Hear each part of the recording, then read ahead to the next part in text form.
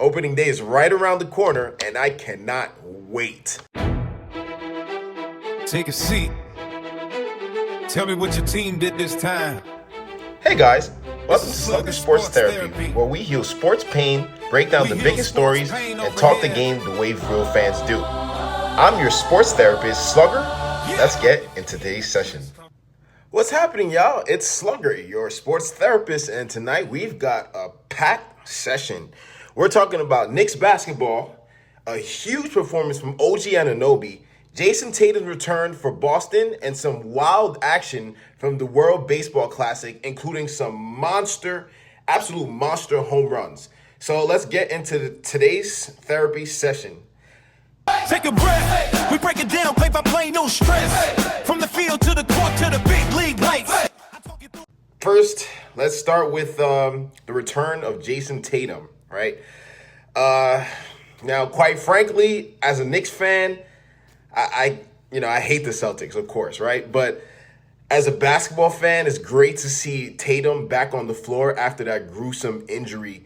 You know, credit to him for working his tail off and getting back out there for Boston.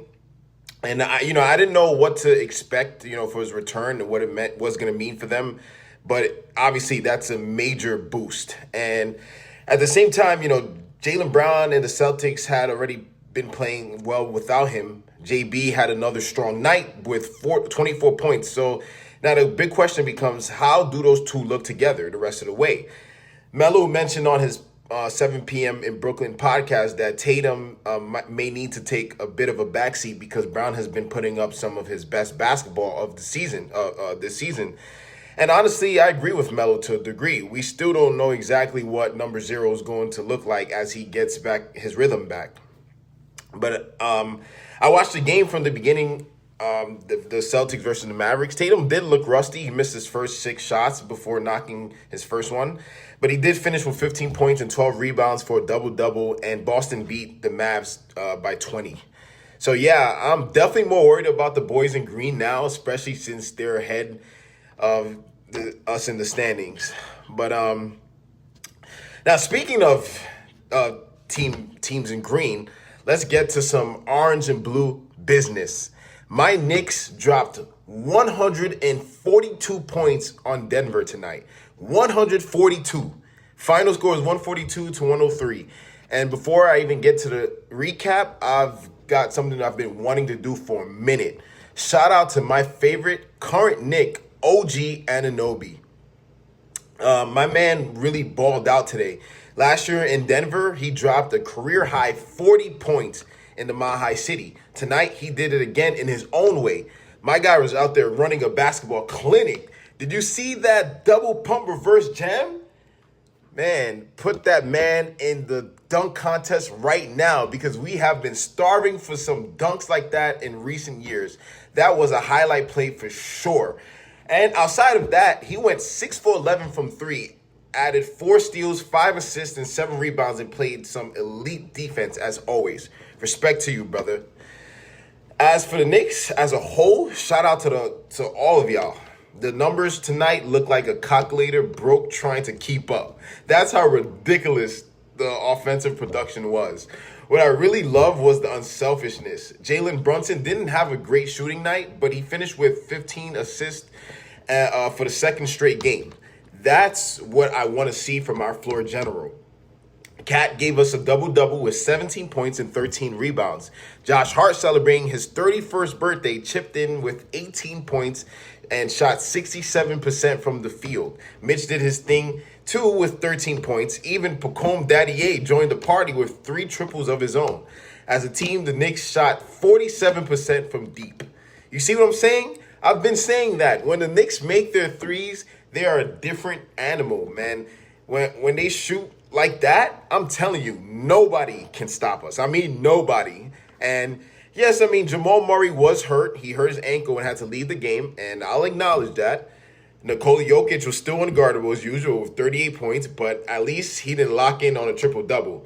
But Jamal Murray or not, we took care of business, and I am proud of my team tonight. Now, after all that, hoops talk, let's switch gears and head over to the Diamond because for my baseball fans, it was a huge day in the WBC. And when I say huge, I mean 8 games huge. Let's start in Tokyo, where Chinese Taipei absolutely steamrolls Czech Republic 14-0. That just transpired not too long ago. Czech Republic, y'all are sitting there at 0-3.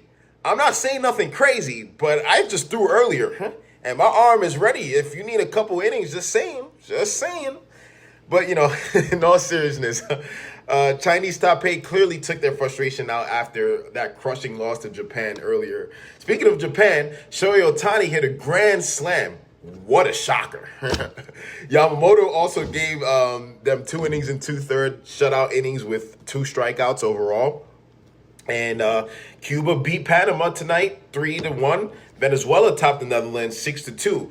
And Acuna had some fun on X afterward, trolling his guy Ozzy Albies by saying, "I have a signed shirt for you, brother," and then following it up with "You can't beat me, dog," in all caps. That's gamesmanship right there. But Mexico beat Great Britain tonight 8-2, and Mr. Talks a big game himself, Jazz Chisholm, went 0-for-3 with a strikeout. Great job, bud. Good job. I also watched the beginning of Puerto Rico versus Colombia. The pitching matchup featured 2 former Mets, Jose Quintana for Colombia and Seth Lugo for Puerto Rico. Colombia came up short tonight, 5-0. But the matchup I had the most fun with was Nicaragua versus the Dominican Republic. That game was competitive early. Both teams were trading punches. Juan Soto made an error that cost Team DR a run, which made it 3-2 Nicaragua at the time. Christopher Sanchez also didn't really have it outside of that 4 strikeout first inning. He got pulled after 1 inning in the 3rd and allowing 3 runs on 6 hits. The DR tied it up at 3-3 on a Julio Rodriguez single that scored Soto. Then in the bottom of the 6th, Junior Caminero broke it open with a 2-run shot to make it 5-3. From there, Team DR never looked back. They finished with 3 home runs, had a 6-run 8th inning, and won 12-3 in blowout fashion. But let's be real. The moment everybody is going to remember is that O'Neal Cruz moonshot in the 2nd deck. This is something too. That is long gone into the 2nd deck. A 3-run shot off the bench.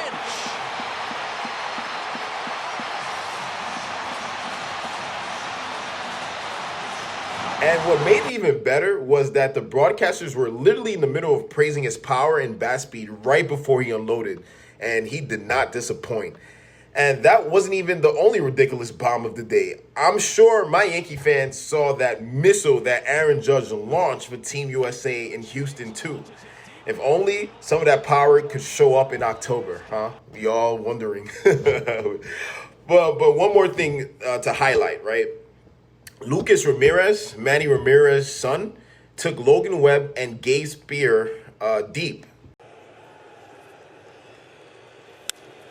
Lucas Ramirez strokes one deep to right field. That is back at the wall, and it's gone. Lucas being Lucas. This kid's got power, and he shows it off against Webb and the U.S. And Brazil is on the board right out of the gate. Like father, like son. The kid is going to be a force for sure.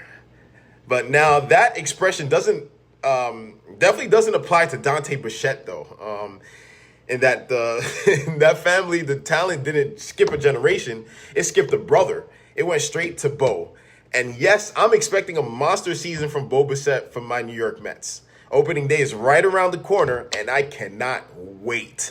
Anyway, the U.S. eviscerated Brazil 15-5, and tomorrow is another loaded WBC with eight more games on deck. And if you haven't checked out my last video, go do that. And I'm bringing Joan De Frias right back once again for another discussion on everything happening in the WBC. So stay tuned. And this was fun, y'all, but your session has to come to an end. It's over. If your team got stress, come talk to me. Wins or losses, yeah, there's therapy. From the heartbreak place to the victory, you got problems, Slug got the remedy.